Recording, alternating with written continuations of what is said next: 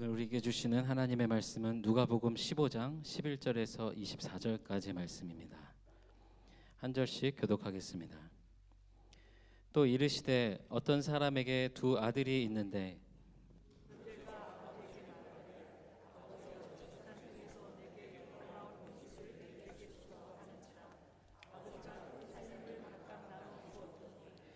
그 후 며칠이 안 되어 둘째 아들이 재물을 다 모아 가지고 먼 나라에 가 거기서 허랑방탕하여 그 재산을 낭비하더니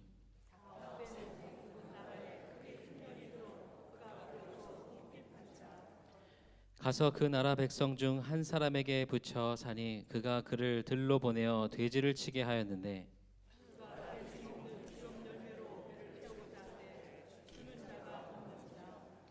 이에 스스로 돌이켜 이르되 내 아버지에게는 양식이 풍족한 품꾼이 얼마나 많은가 나는 여기서 주려 죽는구나.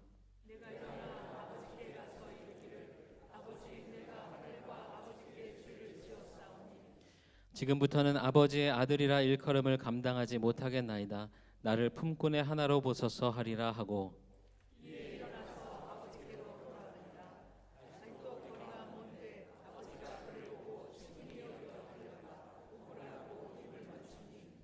아들이 이르되 아버지 내가 하늘과 아버지께 죄를 지었사오니 지금부터는 아버지의 아들이라 일컬음을 감당하지 못하겠나이다 하나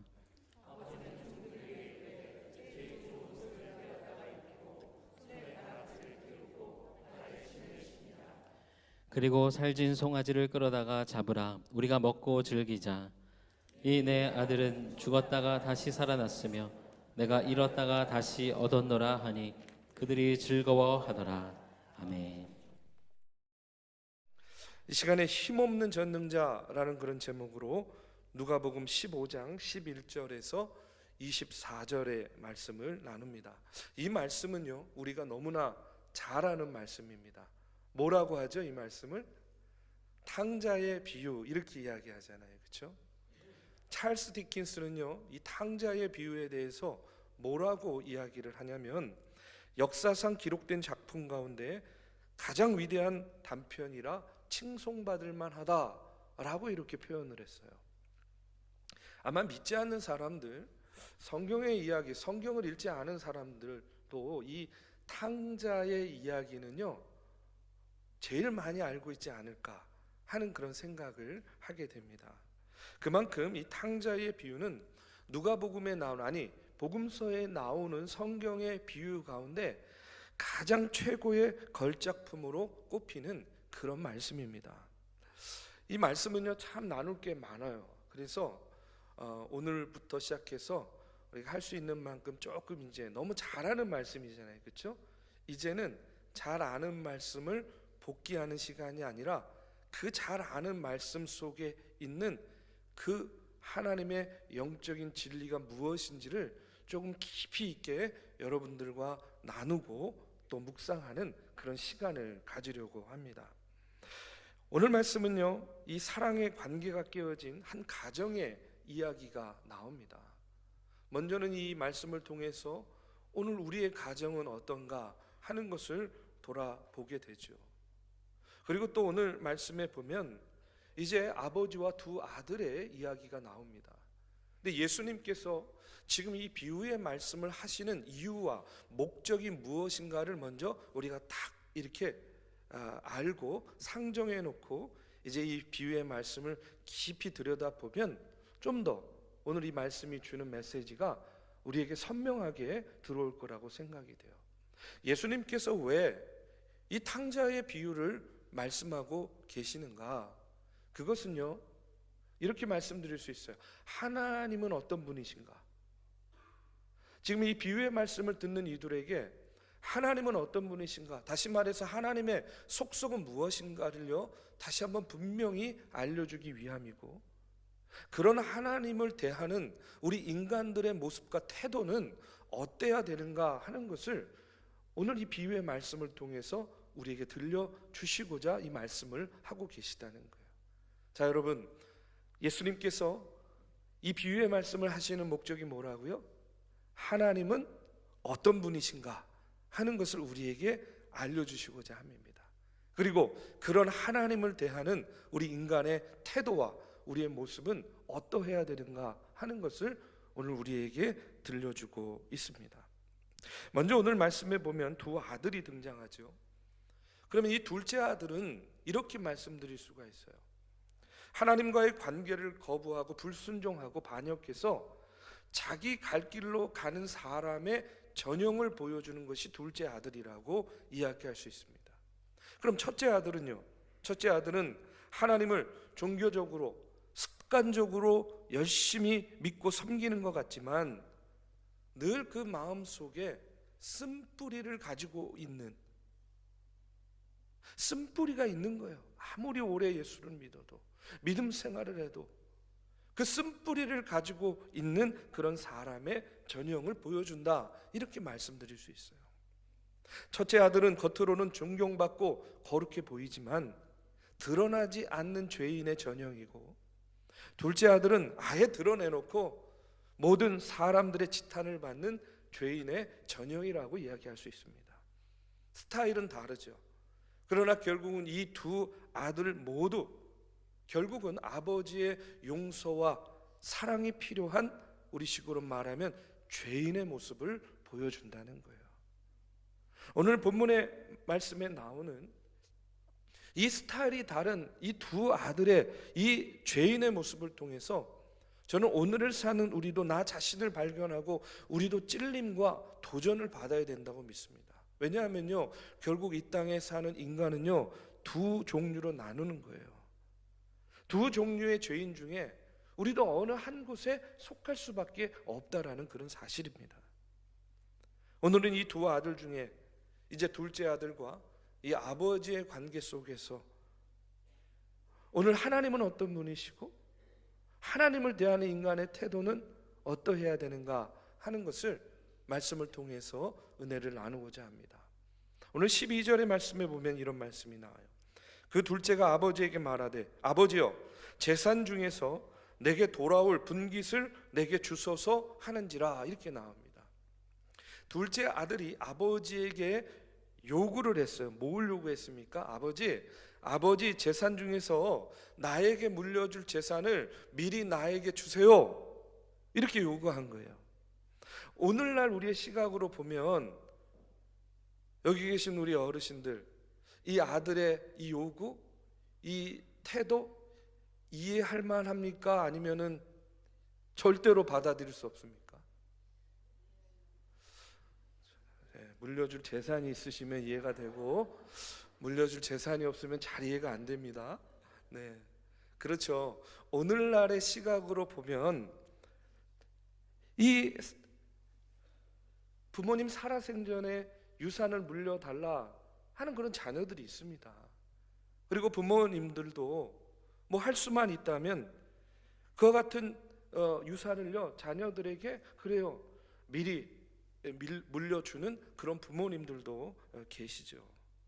그런데 사실은요 이 말씀을 오늘 우리의 시각이 아닌 예수님 당시의 시각으로 보면 이게요 완전히 달라집니다.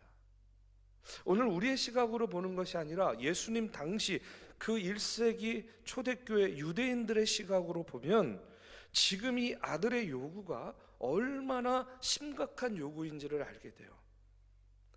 자, 지금 예수님께서 이 비유의 말씀을 하실 때에 이것을 듣는 당시의 유대인들은 이 둘째 아들의 요구를 그러면 어떻게 받아들이고 있는가? 한마디로 말하면 도저히 있을 수 없는 불효막심한 행위로 받아들일 수밖에 없다는 거예요.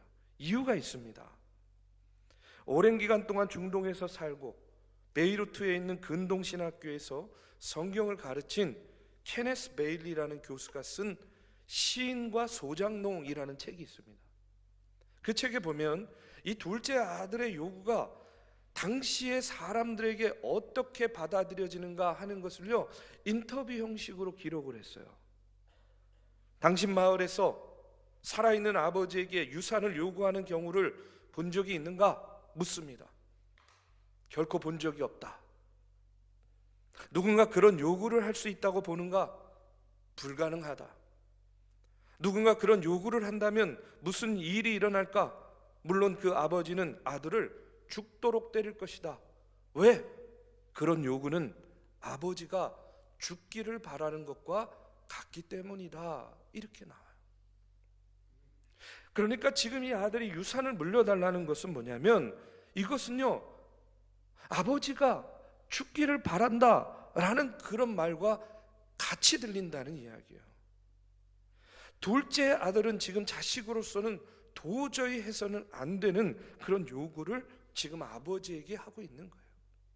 이 베일리고스는요, 이 책에서 실제로 일어난 한 사건을 또 이야기를 하고 있습니다. 어느 의사 아버지가 있었어요. 그런데 이 의사 아버지의 아들도 오늘 말씀에 나오는 이 둘째 아들과 같이 아버지에게 가가지고 유산을 나에게 미리 주십시오 하고 이렇게 요구를 했답니다. 그와 같은 요구를 듣고 이 아버지가요, 시름에 빠졌어요. 그래가지고 자신이 출석하는 교회의 목사님을 찾아가가지고 상담을 하는 겁니다. 목사님, 아들이 제가 죽기를 바래요. 상담의 내용이 이거예요. 이 아버지는요, 유산을 물려달라는 이야기를 그렇게 받아들일 수밖에 없었다는 거예요. 그 당시는. 목사님, 아들이 내가 죽기를 바래요. 그리고 건강하던 아버지는 그 이후에 시름시름 앓다가 3개월 후에 이제 죽음에 이르게 되었다는 거예요. 장례식장에서 어머니는 그 불효 자식에게 이렇게 말했습니다. 얘야, 내 아버지는 내가 유산을 요구한 순간 이미 죽으신 거란다. 이처럼 아버지가 건강한 상황 속에서 이루어지는 유산 분배는요, 당시에는 절대로 실제로는 찾아볼 수 없는 그런 일이었다는 거예요. 탈무드에 보면 이렇게 살아서 재산을 분배하는 것과 관련해 가지고요, 더 강력하게 이야기합니다.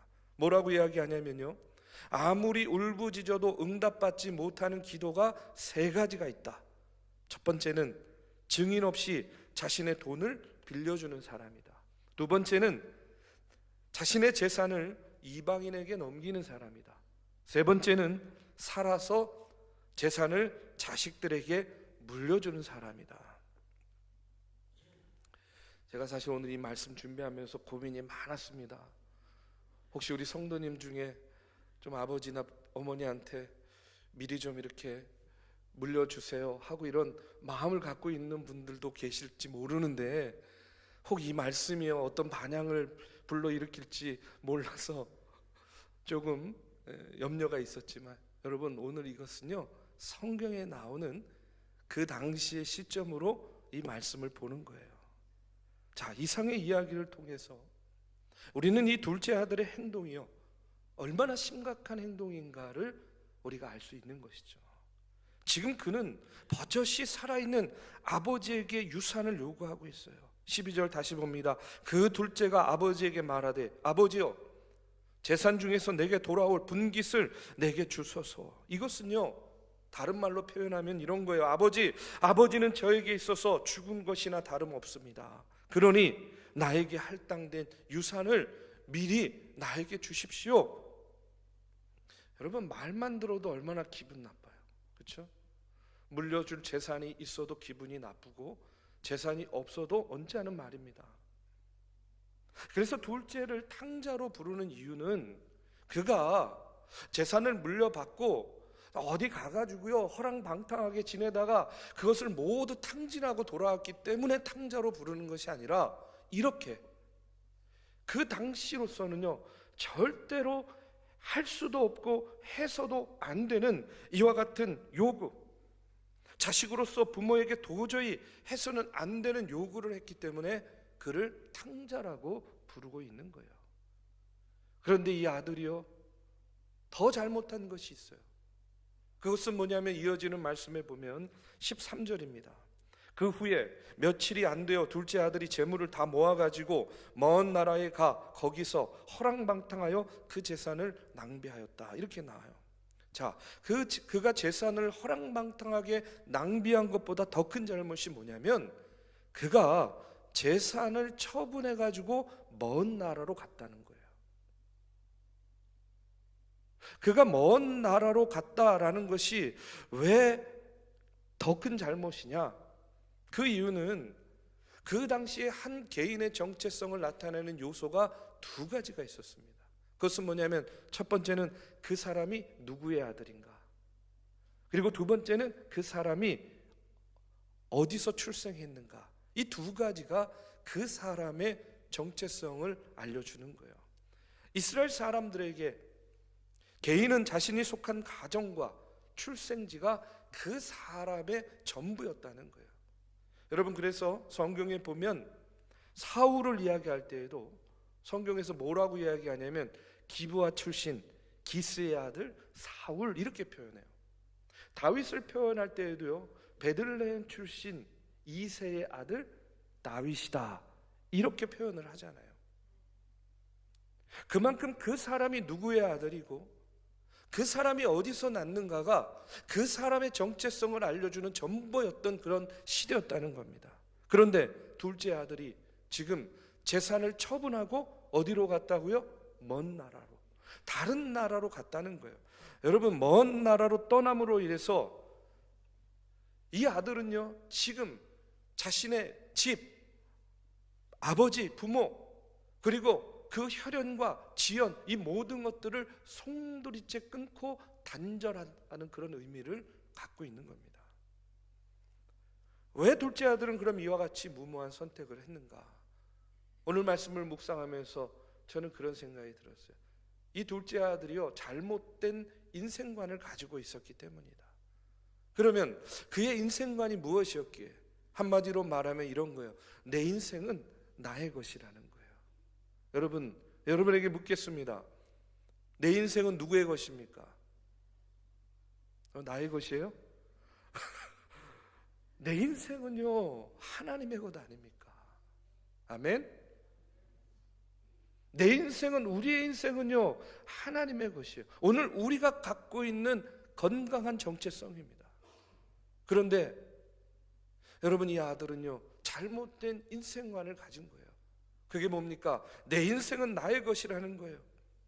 아들로서 짊어져야 될 의무, 부모가 갖고 있는 기대감, 그리고 이제 청지기로서 감당해야 되는 그와 같은 직분, 이런 것들 다 벗어던지고 내 인생 나의 것이라 생각하면서 그는요, 아비의 집 고향을 떠난 겁니다. 아마 예수님의 이 비유의 말씀을 듣고 있던 그 당시의 사람들은요, 이 이야기를 들으면서 자기도 모르게 탄식이 나왔을 거예요. 참 세상 말세구나. 아니, 이런 호로 자식이 어디 있어? 자기도 모르게요, 그런 탄식이 흘러나왔을 겁니다. 여러분이 이런 자식의 아버지라면, 부모라면 여러분은 어떻게 하시겠어요? 다리 몽둥이라도 그냥 부러뜨려서 주저앉히겠습니까? 그 당시에 아버지의 권위를 가지고, 아니 이 못된 녀석 어디 아버지한테 아버지 죽으라고 이런 요구를 해? 그러면서 꾸짖겠습니까? 마음 같아서는 그런데 여러분, 부모의 마음이라는 게 또 그런 것이 아니잖아요. 어제도 우리 성도님들의 가정을 신방을 했는데, 그 신방을 하면서도 참 부모로서 자식들 때문에 느끼는 그런 아픔이 있고, 또 자식들 때문에 느끼는 그런 서운함과 속상함이 있어요. 그런데 그럼에도 불구하고 자녀를 위해서라면 내 몸이 부서져도, 아니 내 인생 갈아 넣어서라도 자식들만 잘 되면 나는 괜찮다고 하는 그런 부모의 모습을 어제도 보고 왔어요. 자, 그런데 여러분, 성경은 그럼 이런 패역한 자녀들을 어떻게 치리하라고 가르치고 있는가? 성경은요, 대단히 명확하게 이야기를 하고 있습니다.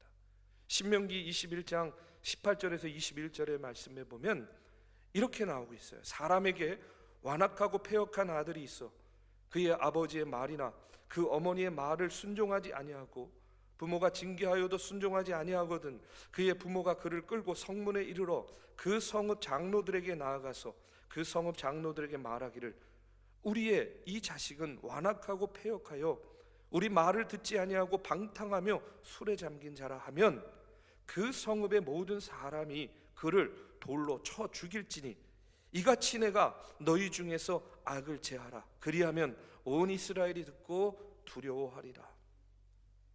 명확하게 이야기해요. 뭐라고 이야기합니까? 한마디로 말 안 듣고 불순종하고 패역한 아들이 있으면 어떻게 하라는 거예요? 돌로 쳐 죽이라는 거예요. 여러분, 지금 이 말씀을 만약에 그대로 적용한다면 지금요 살아남아 있을 자식 별로 없을 거예요. 그렇죠? 저도 이미 죽었습니다. 제가 어디 여기 있겠습니까? 이미 죽었지, 돌 맞아서. 자, 그런데 보십시오. 이런 말씀을 붙잡고 살고 이런 시대적 분위기에 살았던 그런 상황 속에서 멀쩡히 살아있는 아버지에게 지금 이 둘째 아들이 뭘 요구하는 거예요? 당당히 유산을 땡겨달라고 하는 겁니다. 이게 무슨 말이냐면, 아버지, 난 아버지가 빨리 돌아가셨으면 좋겠어요. 아버지, 이 집에 있으면서 아버지 아들로 져야 되는 의무감, 책임감, 기대감, 이런 것들 부담돼요. 내 인생 내 것이에요. 난 이제 더 이상 아버지의 아들 노릇하기 싫어요. 이렇게 둘째 아들은요 아버지의 마음에 비수를 꽂고 집을 나간 거예요. 자, 그런데 그런 패역한 아들의 요구를 받은 아버지는 어떻게 대하는가? 12절에 보니까 아버지가 그 살림을 각각 나누어 주었다, 이렇게 나와요. 뭘 나누어 줬다고요?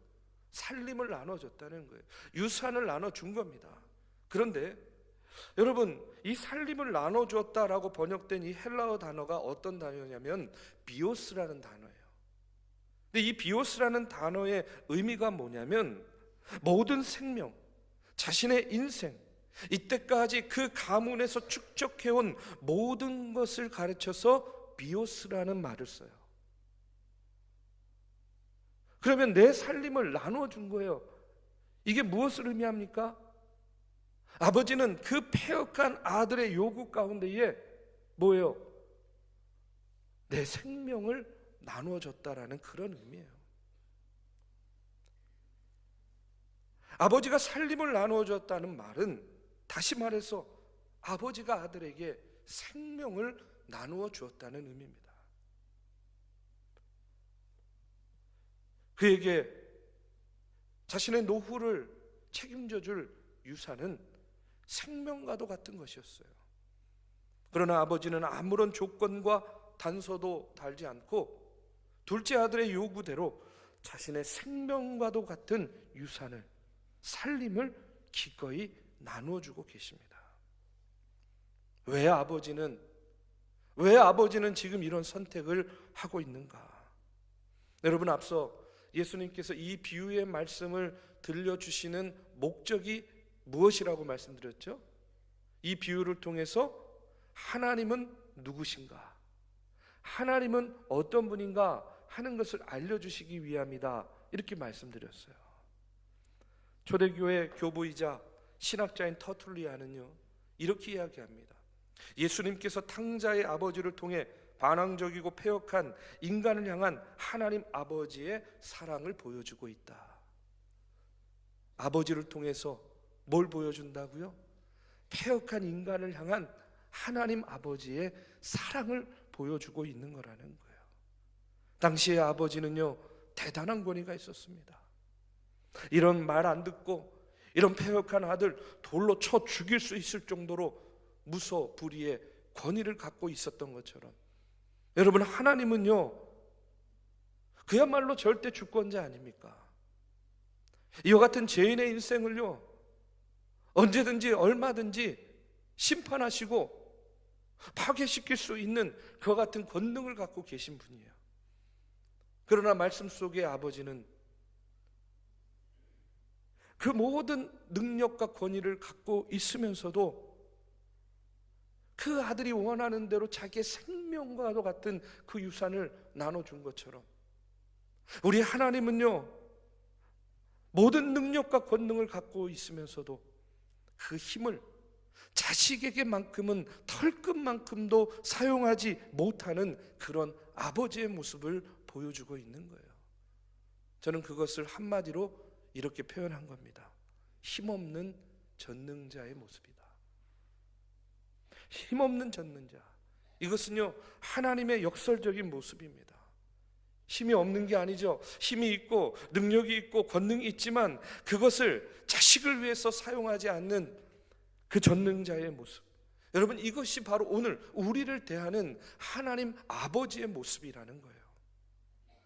하나님은 우리가 탕자처럼 아버지의 집을 떠나 어디 먼 데 가가지고 허랑방탕하게 인생을 낭비하고 사는 것을 결코 원하지 않는다는 겁니다. 그러나 그렇다고 해서 자신의 절대적인 권능을 가지고 우리를 강제하면서 붙잡는 분도 아니에요. 예수님이 오늘 이 비유의 말씀을 통해서 들려주시는 하나님은 죄를 지은 자신의 자녀들이 죄를 회개하고 언제든지 돌아오기만을 늘 손꼽아 기다리시는 그런 아버지의 모습을 우리에게 보여주고 있는 겁니다. 하나님은 결코 강제로 우리가 죄를 짓지 못하도록 원천 봉쇄하는 분이 아니에요. 하나님은 그만큼 우리에게 모든 것을 맡기고 우리가 스스로 책임지는 그와 같은 성숙한 자녀가 되기를 원하시는 분이라는 겁니다. 우리가 온실 속의 화초처럼 그냥 모든 것 통제하고 제어하고 그렇게 해야만 말을 듣는 그런 철부지와 같은 그런 어린 아들이 되기를 원치 않으신다는 거예요. 여러분 가끔 보면 이런 사람 있죠.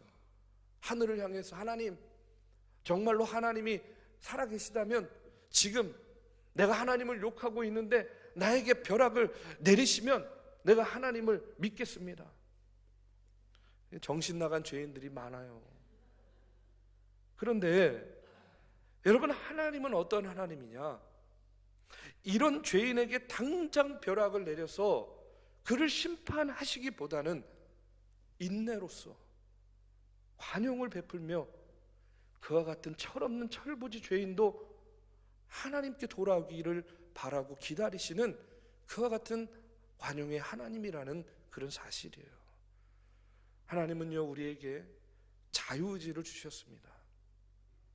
우리가 그것을 잘못 사용해가지고 하나님의 뜻에 반항하고 불순종하고 하나님의 이름에 감당할 수 없는 그런 수치와 불명예를 안겨준다 하더라도 하나님은요 죄인들이 끝까지 돌아오기만을 묵묵히 인내하시며 기다리시는 그런 하나님이라는 사실입니다. 우리 사랑하는 믿음의 성도 여러분, 오늘 이 탕자의 모습을 통하여 또 아버지의 모습을 통해서 오늘 저와 여러분 우리의 모습을 돌아봐야 될 줄로 믿습니다. 도저히 하나님의 자녀로서는 해서는 안 되는 그런 행동으로 여러분 하나님 아버지의 마음을 아프게 하는 일들을 우리가 얼마나 행하고 있습니까? 이 땅에서 사는 동안 먹을 것, 입을 것, 살 길 다 열어줬더니요 철부지 아이처럼 다 지가 잘나가지고 큰 것처럼 알고 그 뒤에 부모의 피땀 눈물 그 헌신이 있는 것들은요 깨닫지 못하는 그런 철부지와 같은 모습으로 교만함으로 살아가는 그런 우리의 모습을 보게 돼요. 죽어서 지옥에 갈 수밖에 없는 우리를 구원해 주셔서 이제 살 길로 가게 해줬더니 살 길이 아니라 여전히 죽을 길로 가고 있는 거예요. 당장이라도 심판하고 징계하고 버릴 수도 있는 그런 힘과 권능과 능력을 가진 하나님이시지만 그러나 그 힘과 능력을 당신의 자녀를 위해서만큼은 사용하지 않으시는 하나님, 사용하지 못하시는 하나님, 그 힘없는 전능자 우리 하나님 아버지를 통해서 여러분 오늘 예수님께서 우리에게 들려주시는 하나님 아버지의 그 무한하신 사랑, 이 사랑을 오늘 우리가 다시 한번 가슴 깊이 깨달으시기를 주님의 이름으로 축복합니다. 오늘 그 사랑이 나를 이 세상 가운데서 그 어떤 어려움 속에서도 숨쉬게 하고 있습니다. 오늘 그 사랑이 나를 붙들어 주셔서 우리가 죄의 종노릇하지 않고 주님의 종노릇하면서 우리가 살고 있는 겁니다.